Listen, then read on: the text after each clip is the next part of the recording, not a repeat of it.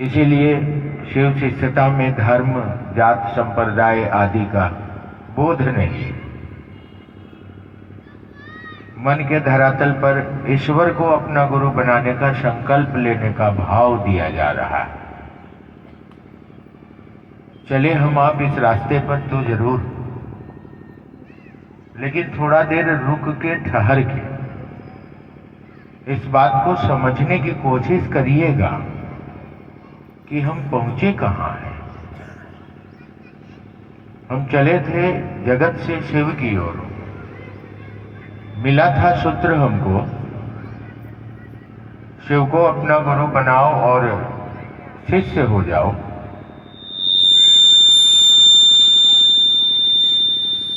इस सूत्र के प्रतिपालन में हम कहां तक सफर कर पाएंगे, यह हमको आपको जज करना होगा। हो सकता है कि हमारा रास्ता, पथ विचलित हुआ होगा ही होगा। अनजाने आरंभ से ये सृष्टि है, तब से आज तक व्यक्ति के जीवन में कोई सामर्थ्यवान गुरु नहीं हुए, टुकड़े टुकड़े में हुए। व्यक्ति विशेष गुरु हुए, धर्म विशेष गुरु हुए, परंतु संपूर्ण मानव सृष्टि के कल्याण का भाव लिए ऐसा कोई गुरु आज तक व्यक्ति के, मनुष्य के जीवन में नहीं आया। तो स्वाभाविक है हमारे रास्ते भटकेंगे, मन भटकेगा, हम पथ विचलित होंगे। तो ठहरना भी होगा, सोचना भी होगा कि हम चले थे शिव की ओर, कहीं हम जगत की ओर तो नहीं जा रहे हैं। ये हमको जज करना होगा। आप याद करें, जब शुरुआती दौर में आपने अपने नामों की घोषणा करवाई थी, गुरु भाई आए होंगे, गुरु बहन आई होगी, आपने शिव को गुरु माना, वो बिहार से हो, यूपी से हो, कहीं से हो। कुछ दिन तक हम ठीक चले थे, साल, 2 साल, 3 साल तक हम लोगों को एकमात्र मकसद रहा था कि शिव को गुरु बनाएंगे, महादेव से दया मांगेंगे, महादेव को प्रणाम करेंगे और महादेव की बात लोगों से करेंगे ताकि लोग शिव के शिष्य हो जाएं।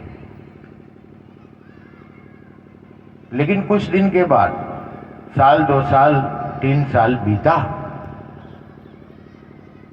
कुछ लोगों ने हमको जाना कि हम गुरु भाई हैं, कुछ लोगों ने आपको जाना कि आप गुरु बहन हैं। जगत का आकर्षण कैसे खींचता है व्यक्ति को। कुछ लोग हमको प्रणाम करने लगे, प्रणाम भैया। कुछ लोग हमको प्रणाम करने लगे, प्रणाम दीदी। हमारा मन विचलित हुआ। बैठक है, मैंने सुना था कि लुधियाना में शिव चर्चा बहुत जोरों से है, मगर व्यापार जोरों से है ये मुझको पता चला है 2 दिन से। महादेव का काम जोरों से नहीं है, क्योंकि मुझको क्या लेना देना है। मैं तो फकीर टाइप आदमी हूँ, अपने पैसे से घूमता हूँ, अपनी गाड़ी से चलता हूँ, सरकार की नौकरी भी करता हूँ। जो भी 12-16 छुट्टियाँ सीएल मिलती है हमको, महादेव के काम में लगाता हूँ। और जितने भी दुर्गा पूजा, कोई भी छुट्टी होती है, वो सब पूरे भारत और विदेशों में भी शिवकाल में जाता रहता हूँ। मुझको इन चीज़ों से कोई लेना देना नहीं है। बड़े गुरु भाई का आशीर्वाद है मुझ पर इन बातों के लिए।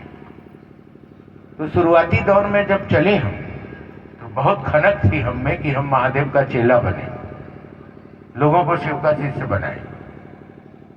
1, 2 साल, 3 साल, 4 साल बीता, कुछ लोग हमको जानने लगे, हमको सम्मान मिलने लगा शिव चर्चा में। घर में तो मिला नहीं। बच्चे बड़े होते हैं तो माँ बाप को प्रताड़ित करते हैं। पति पत्नी के रिश्ते 1-2 साल ठीक चलते हैं, उसके बाद तो झगड़ा ही होता रहता है। हम आए शिव चर्चा में, और शिव चर्चा में हम भैया हो गए, दीदी हो गए। लोगों ने कहा, वाह क्या बोलते हैं आप बोलते हैं तो लगता है कि हरिंद्रानंद जी बोल रहे हैं, आप बोलते हैं तो लगता है कि महादेव बोल रहे हैं। मेरे मन को पकड़ा।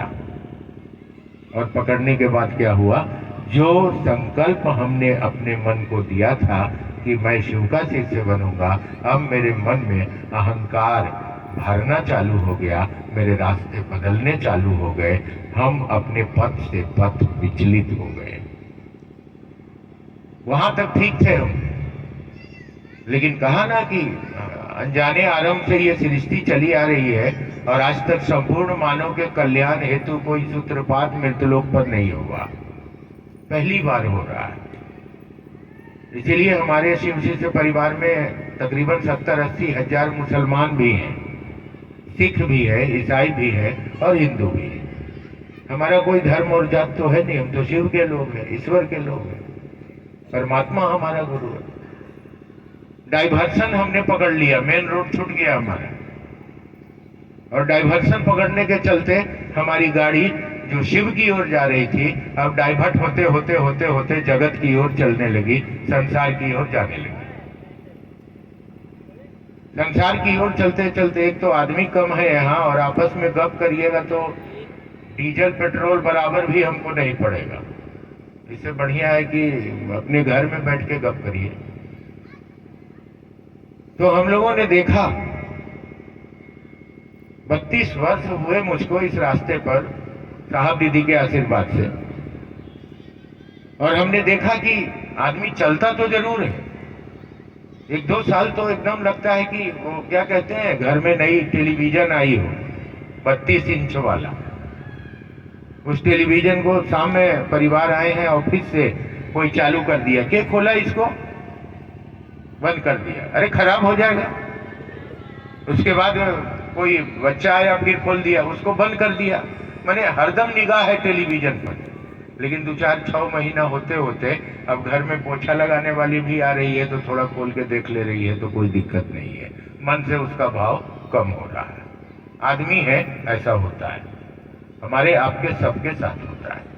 नई नई कोई चीज मिलती है ना, नई नई शादी होती है ना, नया नया घर बनता है ना, नया नया रास्ता मिलता है ना, तो लगता है कि वाह क्या गाड़ी है, क्या मकान बनाया है। धीरे धीरे धीरे धीरे उसका आकर्षण मन पर कम होने लगता है, और दूसरा आकर्षण फिर खड़ा होने लगता है। आदमी के जीवन में ये होता रहता है। अपनी पत्नी बहुत खूबसूरत है, हम अपनी पत्नी को 6 महीना 4 महीना 3 महीना तक लगेगा कि क्या कर रहे, और पड़ोस में एक स्त्री रहती है जो बदसूरत भी है, अब मेरी निगाहें उधर की ओर चली जाएंगी, अपनी पत्नी से मेरा मन भटकेगा। होता ही, किसी भी क्षेत्र में चलेंगे तो मन का भटकाव होगा ही। तो इसीलिए हमने कहा कि हमको आपको अध्यात्म के शिखर पर बैठे गुरु शिव मिल गए। 1-2 साल हम ठीक चले, रास्ते में चलते हुए लोगों ने हमको हमारे मन में जगत का भाव भरा। अब हम धीरे धीरे धीरे धीरे 5 साल 10 साल 8 साल 12 साल के पुराने गुरु बहन और गुरु भाई हो गए। अब इसके बाद क्या हुआ, लोग कहेंगे कि भरमन में चलिए ना, शिव चर्चा है, उस गांव में साप्ताहिकी चल रही है, वहां घोषणा करना है, वहां शिव चर्चा शुरू करना है। तो हम कहते हैं कि हम तो पुराने आदमी हैं, हम तो पुराने गुरु भाई हैं, हम तो पुराने गुरु बहन हैं, नए लोगों को ले जाइए ना, कहाँ कहाँ हमको दौड़ाइएगा। जब शिव चर्चा शुरू हो जाएगा, यहाँ 100 200 500 1000 आदमी जुट जाएंगे, तब पुराना गुरु भाई आएंगे मोटरसाइकिल से और पिकनिक की तरह शिव चर्चा करके बुलेट स्टार्ट करेंगे और चल देंगे। अब ऐसा हो गया, अब ये स्थिति हो गई हमारी आपकी। हमारे मन पर कोई भाव नहीं है कि मेरा महादेव, हम चर्चैया हो गए। हम भजन बढ़िया करते हैं, हम बोलते बढ़िया हैं, हम पुराना गुरु भाई हैं, हम पुरानी गुरु बहन हैं, महादेव हमसे छूट गए। अब जगत हमको अपने वश में कर लिया। इतना आसान होता तो तकरीबन 10 करोड़ शिव के शिष्य हैं लगभग। बड़े गुरु भाई शरीर में थे तो एक आसमान से गणना करवाई थी उन्होंने, तो आसमान के लोगों ने उस समय गणना करके बताया था कि 8 करोड़ से ऊपर लोग हैं, अब 10 करोड़ से ऊपर लोग हैं। अगर ये 10 करोड़ आदमी एक दिन संकल्प ले ले कि महादेव का काम करेंगे, तो 10 करोड़ आदमी अगर चलता है एक दिन तो गुणात्मक बढ़ेगा वो। हर एक आदमी एक दो घोषणा करेगा, हर एक आदमी एक दो आदमी को शिव का शिष्य बनाएगा अपने गुरु आदेशित कर्म के लिए। तो 10 करोड़ गुने 10 करोड़ बराबर कितना हो जाएगा। और अगर ये एक हफ्ता चल दिए तो धरती पर तो कोई बचेगा ही नहीं जिसका घोषणा बच गया हो, जो शिव का शिष्य नहीं बना हो, जो महादेव को अपना गुरु नहीं मानता हो। कहां चले थे हम, कहां पहुंच गए हम। अपने बारे में हमको आपको विचार तो करना होगा, क्योंकि शिष्य हमको बनना है, जवाब हमको देना है अपने गुरु को, अपने बारे में, महादेव को, दूसरों का नहीं। पुराने हो जाने के बाद होता क्या है, मैंने अभी कुछ बोला, एक गुरु भाई और बैठे थे मेरे पास, चले गए, अभी चर्चा करके वो चले गए। मेरे साथ मेरे पास बैठने के बाद, जानते हैं भैया यहाँ ये लोग बाबा है, ये लोग मामा है, ये पकड़ लिया है, ये ऐसे है, वो ऐसे है। मैं हार पार के गाड़ी में घुस के बैठ गया। क्या हो रहा है? शिव चर्चा में आए हैं तो शीश भाव में रहिएगा ना। महादेव कहाँ मिलेंगे हमको आपको? मंदिर में। अगर मंदिर में वो होते तो आज आदमी जानवर होता क्या? पत्थरों में देवता होते तो इतनी पूजा हो रही है, इतने चंदन लगाए जा रहे हैं, इतना उपवास किया जा रहा है, आदमी तो देवता हो गया होता। लेकिन दानव क्यों हो गए हम? क्या स्थिति हो गई हमारी? हम अधिक चर्चा करके और अधिक भजन करके और अधिक प्रवचन करके और अधिक पूजा करके भगवान का हो जाए, तब तो दिन रात भगवान की पूजा हो रही है। आदमी शैतान होता ही नहीं, इंसान होता और भगवान हो जाता वो। लेकिन ये स्थिति हमारी नहीं हुई। हमने कहा जब भी हम चर्चा स्थल पर आते हैं, मेरी एक आदत है, मैं कुर्सी लेके पीछे चला जाता हूँ और एक शब्द कोई हमसे बोलेगा तो लगेगा कि मुझको कोई काट रहा है। नहीं बात करना चाहता हूँ। जगत में तो बात करता ही रहता हूँ, मोबाइल पर, पत्नी से, बच्चों से, ऑफिस में दिन भर फाइल लेके बिना मतलब का जो है सो कि इसमें दस्तखत करिए, यहाँ करिए, वहाँ करिए, इसको भेजिए, उसको भेजिए। अरे शिव चर्चा में आया हूँ।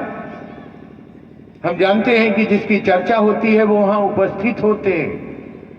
आप ही पूजा करते हैं ना, तो कैसे भगवान को बुलाते हैं? आवाहयामि, स्थापयामि, पूजयामि, धूपम दीपम नैवेद्यम समर्पयामि, ताम्बूलम पुंगी फलम द्रव्यम समर्पयामि। बुलाते हैं भगवान को कि आवाहयामि, आइए आप शिव चर्चा शुरू करते हैं तो मन ही मन महादेव को प्रणाम करते हैं और मन ही मन कहते हैं कि महादेव आइए, आपकी चर्चा हो रही है, आप आइए, हम सबों को ज्ञान दीजिए, समझ दीजिए।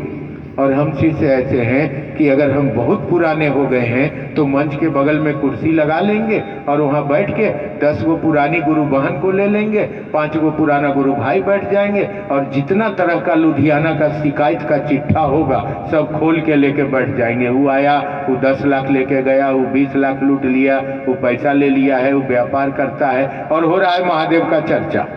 ठेठ में कहें तो गए थे गुरु भजन को और वो टर्न लगा कपार। यही होता है। न हमारा मोबाइल बंद होता है, न हमारा जुबान बंद होता है, न हमारा चित्त शांत होता है, न हम महादेव से दया मांगते हैं, न हम अपने दिल को महादेव तक ले जाते हैं। आप ले जाके देखिए, कुछ देर के लिए आसमान के लोग आए हैं यहाँ। आदमी शरीर में कम है इस मैदान में, लेकिन वो ज्यादा है यहाँ। उनको ज्यादा जरूरत है महादेव की। शरीर छूट गया है ना, शरीर था तब तक उन्होंने ध्यान नहीं दिया कि महादेव को अपना बना लें ताकि मोक्ष और मुक्ति मिल जाए, सदगति मिल जाए, हमारे आत्मा को परमात्मा का घर जगह मिल जाए। अब उनको ज्यादा जरूरत है, हमको आपको कम जरूरत है। काहे कि हम शरीर में है, दिमाग मेरा डिस्टर्ब है, मन चंचल है, चित्त हमारे जगत के भाव से भारी हैं। शरीर छूटने के बाद उसी तरह हो जाएंगे जैसे भैया लोग के अगल बगल में वो लोग बैठे हैं सैकड़ों हजारों की संख्या में, वैसे ही हो जाएंगे। बहुत ज्यादा दिन नहीं है, कुछ ही दिन ऐसा है, इसके बाद वही रिश्ता रास्ता मिलेगा। अब जा कहाँ पाइएगा हम आप? मन रूपी मशीन तो काम करना बंद कर दिया। आदमी के शरीर में ये काम करती है और कहीं काम नहीं करती। मन सभी के शरीर में रहती है, पेड़ में, पौधे में, जीव में, जंतु में, जलचर में, नभचर में, अखज में, पिंडज में, जलज में, सब में मन रहती है। लेकिन ये काम करती है कहाँ? ये आदमी के शरीर में काम करती है। और आदमी के शरीर में जब ये मन आती है तो ये फंक्शन करने के चलते, काम करने के चलते जगत में धरती का भी भाव लेती है, ईर्ष्या क्रोध लोभ अहंकार आकर्षण में भी बनती है, और या तो ईश्वर को भी प्राप्त करती है। शरीर के छूट जाने के बाद ये फंक्शनल नहीं होती है। एक माइंड सेट है हमारे अंदर, मन है, वो शरीर में ही, मनुष्य के शरीर में ही काम करती है। अब स्टैचू हो जाएगी वो, और स्टैचू हो जाने के बाद उसके अंदर क्या होगा? जो विचारें अंतिम अवस्था में हमारे मन के धरातल पर चली हैं, वही अंतिम अवस्था के विचार उसके स्क्रीन पर चलते रह जाएंगे, वही स्क्रीन पर खड़े रह जाएंगे। मन रूपी चित्त जिसको कहते हैं, उसी चित्त वृत्ति पर वही स्क्रीन पर विचारें चलती रह जाएगी। कोई गवाही नहीं चलेगी वहाँ, कोई घूस नहीं चलेगा वहाँ। हमारे चित्त वृत्ति के स्क्रीन पर जो शब्द चल रहे हैं उसी के अनुसार हमारा स्थानांतरण होता चला जाएगा। इसीलिए कहा जाता है, आप देखते होंगे जो बूढ़े हो जाते हैं, जिनका शरीर छूटने वाला है, जिनकी मौत होने वाली है, आप उनको देखते होंगे, उनके पास गरुड़ पुराण पढ़वाया जाता है, विष्णु पुराण पढ़वाया जाता है। पानी दे रहे हैं, तुलसी पर ये जल दे रहे हैं मुंह में, और विष्णु पुराण सुनवा रहे हैं। क्या होता है उससे? उनके मन में जाते समय में भगवान की याद रहे, उनके मन में शरीर छोड़ने के समय में ईश्वर की याद रहे, जगत की याद भूल जाए वो। लेकिन होता है इसका उल्टा। विष्णु पुराण और गरुड़ पुराण का कोई फायदा नहीं। एक आदमी को कैंसर हो गया, मर रहे थे वो, साहब हरिंद्रानंद जी के आवास के बगल में रहते थे। साहब ने बोला था महादेव का काम करिए, उसने बोला दूत महादेव तादेव क्या करेंगे, ये सब फालतू काम है। कैंसर पकड़ा, मरने लगे। घर में सभी बच्चों को बुलाया, डॉक्टर ने कहा घर ले जाइए, अब ये मर जाएंगे, अब इनको जिंदगी इनकी खत्म होगी। घर आए, सभी बच्चे आ गए, नाक पर कपड़ा रख के लोग जाते थे वहाँ, इतना महकता था उनका शरीर, कैंसर के कीड़े खा गए थे। जब अंतिम अवस्था में आए, बच्चा, बेटा, पोता, बेटी, नाती सब आ गए। तो उन्होंने पूछा आ गए सब लोग? लोगों ने कहा हाँ। अब प्राण मेरा निकल रहा है, एकदम अंतिम अवस्था में थे, ठीक से सब रहना। लेकिन अंतिम अवस्था में फिर उन्होंने क्या कहा इशारा करके, सब लोग यही हो? तो हाँ। तो उस रूमा में पंखा काहे चल रहा है? बिजली बिल उठेगा ना। अब मर रहा है वो, अब जा रहा है दुनिया से। तो ऐसी मानसिक पकड़ है ना, इसका चुंबक है, कहते हैं गुरुत्वाकर्षण है इसमें, धरती में मैग्नेटिक फोर्स है, ये अपने आकर्षण में खींचती है इसको। कहाँ तक खींचती है? मृतलोक से आसमान तक में कुछ कुछ लाख किलोमीटर तक गुरुत्वाकर्षण है। आपने देखा होगा कि पढ़ा भी होगा कि जब हवाई जहाज से कोई गंदगी अगर नीचे गिराया जाता है तो वो हवाओं में तैरते तैरते नीचे आ जाती है, लेकिन उसके ऊपर जो लोग रॉकेट लॉन्चर से जाते हैं, उसके ऊपर जो चंद्रमा पर चले जाते हैं, अब वहां से वो कुछ नीचे कचरा छोड़ेंगे तो नीचे नहीं आएगा, क्योंकि धरती का गुरुत्वाकर्षण चंद्रमा पर नहीं है, धरती का गुरुत्वाकर्षण सूर्य के पास नहीं है, वहां उसका अपना आकर्षण है, इसका आकर्षण खत्म हो गया। तो इसीलिए ये मैग्नेटिक फोर्स है इसमें, ये अपनी ओर हमको खींचता है, ये हमको महादेव की ओर जाने नहीं देता है। तो ये स्थिति हमारी मानसिक चेतना की है। अंतिम अवस्था में भी हमारा मन जगत को पकड़े रहता है। कहाँ जाइएगा, कैसे जाइएगा, किसके सहारे जाइएगा? अब तो शिव मिल गए, और अभी अगर हम आप शिव को गुरु मानकर इस दिशा में चल नहीं पा रहे हैं तो हम हमारे आपके जीवन का सबसे दुखद समय चल रहा है। इससे दुखद समय अब मनुष्य के जीवन में नहीं आएगा जो समय हमारा बीत रहा है। अरे कमाना है, खाना है, सब करना है, बच्चों को भी देखना है, घर भी चलानी है, जगत भी देखना है, लेकिन एक रिश्ता अपने लिए भी तो बनाना होगा। बाकी हर समय तो हम जगत के लिए जी रहे हैं, बेटा के लिए माँ जी रही है, पत्नी के लिए पति जी रहे हैं, पति के लिए पत्नी जी रही है, बहन के लिए भाई जी रहा है, पिता के लिए पुत्र जी रहा है, पुत्र के लिए पिता जी रहे हैं। कुछ तो अपने लिए भी जीना होगा। हम अपने लिए भी तो जीने का कोशिश करेंगे, क्योंकि ये हाड़ मास की ठटनी कितने दिन रहेगी हमारे साथ, ये मशीन कितने दिन तक हमारा आपका साथ देगी। ये तो बस कुछ दिन का खेला है, इसके बाद तो हमको आपको इसको छोड़ना होगा, इससे बाहर निकलना होगा। और जब निकलना होगा तो अब हम कहाँ जाएंगे? दीदी का एक भजन याद आता है, कैसे के पार उतरबइये बाबा, गुरु बिन लागहे अनहार। अब कैसे हम पार उतरेंगे? के खोले पट के केवड़िया हो, शिव गुरु बिना साहेब। अभी आप घर जाइएगा तो बेटी दरवाजा खोल देगी, परिवार खोल देंगे, लेकिन शरीर छूटने के बाद यहां से वापस की यात्रा में कौन दरवाजा खोलेगा हमारा? कौन साथी होगा हमारा? आपके अपने कर्म के और कर्म के फल। कहा जाता है कर्म के फल का 3 स्वरूप होता है, एक प्रारब्ध है, दूसरा संचित है, तीसरा आरोपित है। अभी जो हम आप भोग रहे हैं ये प्रारब्ध को भोग रहे हैं।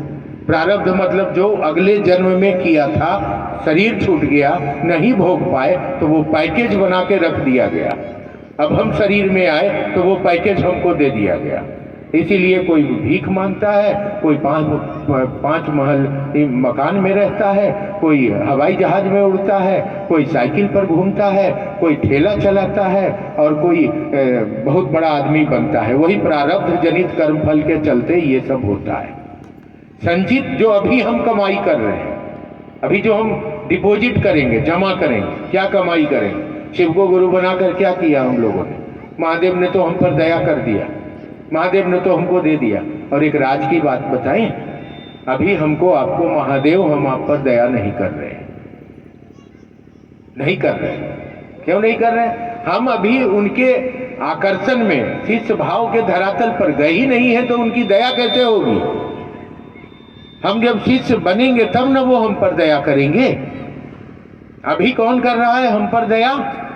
ये जो हमको मिल जा रहा है, किसी को प्लॉट मिल गया, किसी को मकान मिल गया, किसी को गाड़ी मिल गई शिव को गुरु मानने के बाद, किसी को धन मिल गया, किसी को बेटा मिल गया, किसी को जगत मिल गया, ये कौन कर रहा है? किसी व्यक्ति का संकल्प है कि पत्ते पत्ते को शिव का शिष्य बनाएंगे। किसी ने संकल्प लिया है कि धरती पर एक एक लोगों को महादेव का चेला बनाएंगे। उसी के संकल्प के बदौलत आज अभी हमको आपको लग रहा है कि महादेव दया कर रहे हैं। महादेव दया हमको आपको पर नहीं कर रहे हैं। हमारे आपके अंदर वो एबिलिटी नहीं है, वो क्वालिटी नहीं है, योग्यता नहीं है कि हम शिव के शिष्य हैं। शिष्य होते शिव के तो ये हाल होता। अब 3 बजने जा रहा है, 4 बजे हमको भी दिल्ली निकलना है ऑन रोड। अभी आ रहे हैं आप खा पी के स्नान करके, ये महादेव का चेला होंगे आप? आपको समझ में नहीं आ रहा है कि मेरे महादेव की चर्चा 11 बजे से शुरू है। आज एक दिन आज हम थोड़ा कम समय निकालें, लोग बाहर से आए हैं, हमसे मिलने आए हैं, तो हम अभी एबिलिटी योग्यता शिष्य की धारित नहीं करते। ये हम पर हमको दे कौन रहा है? वही जिसका संकल्प है कि लोगों को शिव का शिष्य बनाएंगे। और इसलिए वो दे रहा है कि चॉकलेट नहीं देंगे तो फंसेगा नहीं। चॉकलेट दो इसको, बेटा दो इसको, पैसा दो इसको, मकान दो इसको, वो शरीर में है कि नहीं इसका कोई बहस नहीं है। वो एक ऐसी सत्ता है जैसे शिव का शिष्य, वो महादेव का चेला, शिव के बड़े ही करीब बैठने वाले, एकदम महादेव के बगल में रहने वाले शिव के गण हैं। उनका नाम साहब श्री हरिंद्रानंद है। मैंने अपनी आंखों से बहुत सारी चमत्कार देखी है। वहाँ मौका मिला है मुझको उनके सानिध्य का। मेरे ऐसे बिल्कुल नाली के कीड़े को मैंने देखा है आसमान से बेलपत्र आते हुए। ऐसे मैदान में हम लोग बैठे हैं और कुछ नहीं है, कोई बेलपत्र का पेड़ नहीं है, और मैंने देखा ताजे ताजे बेल के पत्ते गिर रहे हैं, वहाँ लगातार गिर रहे हैं। मैं उनको देख रहा हूँ, वो चुपचाप मुस्कुरा रहे हैं। फिर इशारा उन्होंने किया कि उठा के इसको जमा करके लाओ। जब जमा करके ला रहे हैं तो उसमें ताज़ा ताज़ा हल्दी से राम राम लिखा हुआ है, एकदम जैसे अभी कोई मंदिर में चढ़ाया है। तो ला के तो दिया। अब पूछे कैसे इनसे कि कहाँ से आया है? तुरंत पूछ नहीं सकते, उस समय अघोरी भाषा ज़्यादा चलती थी उनकी। बाद में 2-3 घंटा के बाद उनसे पूछे कि बेलपत्र कहाँ से आया है?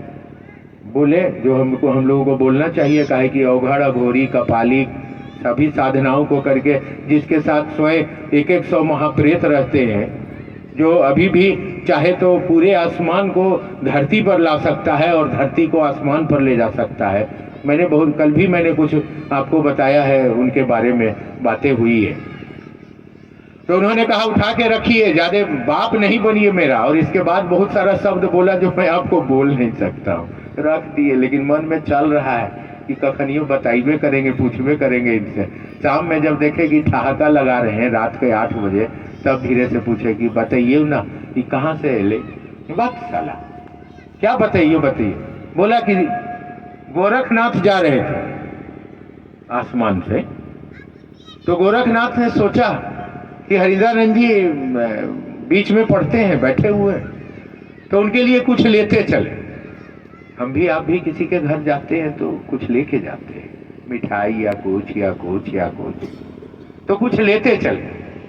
तो उन्होंने देखा अभी विश्वनाथ मंदिर में तुरंत एक साधु ने महादेव को बेलपत्र अर्पित किया था, वही हाथ लगाए और उठाए और यहाँ से गुजरे तो वही मेरे पास गिरा दिए और वही उठा के तुमने रखा है। एक बेलपत्र 2 महीने भी मांगा कि मुझको दे दीजिए, आज भी मेरे पास है, अभी भी है और मैं अपने साथ रखता हूँ। ऐसे कई ऐसी चीजें, कई ऐसी घटनाएं। घर में वो बैठे हैं, रात में दीदी नीलम आनंद, रात में पहले वो मिठाई खाने की उनकी आदत होती थी, खाना खाने के बाद एक मिठाई खाते थे। उस दिन क्या हुआ, किचन में मिठाई रखा हुआ था, चोरी हो गया। हम लोग को ऐसा ढेर बकलोल रहता था। दीदी गई कुछ काम करने, रसगुल्ला देखा, निकाला 1-2 रसगुल्ला और निकाल के वो मार दिया, खा लिया। दीदी सोची कि रसगुल्ला रखा हुआ है, ये रात में देंगे उनको। अब रात में जब फ्रिज खोलती हैं तो खाली है, ढेर चूहा लगा हुआ है वहाँ, रसगुल्ला गायब हो गया। पूछे कि अब क्या दें साहब को, कौन खाया? तो क्या कौन बिल्ली के गले में घंटी बांधता है कि हम खाएं, और कोई खा गया होगा। अब डर से साहब को प्लेट में चीनी लेके देने जा रही हैं। चीनी उतना मैंने उस समय का उनका गुस्सा आप लोग नहीं देखे। चीनी लेके देने जा रही, साहब बोले मिठाई दीजिए। दीदी आंचल के नीचे से प्लेट निकाल के चीनी बढ़ा रही है प्लेट में। साहब बोले ये मिठाई है? बोला आज खत्म हो गया, लगता है बच्चा लोग खा गया, आज यही खा लीजिए ना। गुस्सा हुए वो, प्लेट तो कहाँ गया होगा आपको पता नहीं है, हमको पता नहीं है। और उन्होंने कहा कि धरती पर मैं महादेव का चेला हरिंद्रानंद का इतना दिन खराब हो गया कि चीनी खाना पड़ेगा। और पानी पिए चले गए अपने शयन कक्ष में। वहां गए, रात का 2 बज रहा, दरवाजे पे खट खट खट खट खट खट आवाज आ रही। तो अंदर जो गुरु भाई सोए हुए हैं वो पूछ रहे हैं कौन है, कौन है? आदमी रहे तब न बोले कि हम फलनमा है, कोई आदमी रहेगा तभी तो बोलेगा।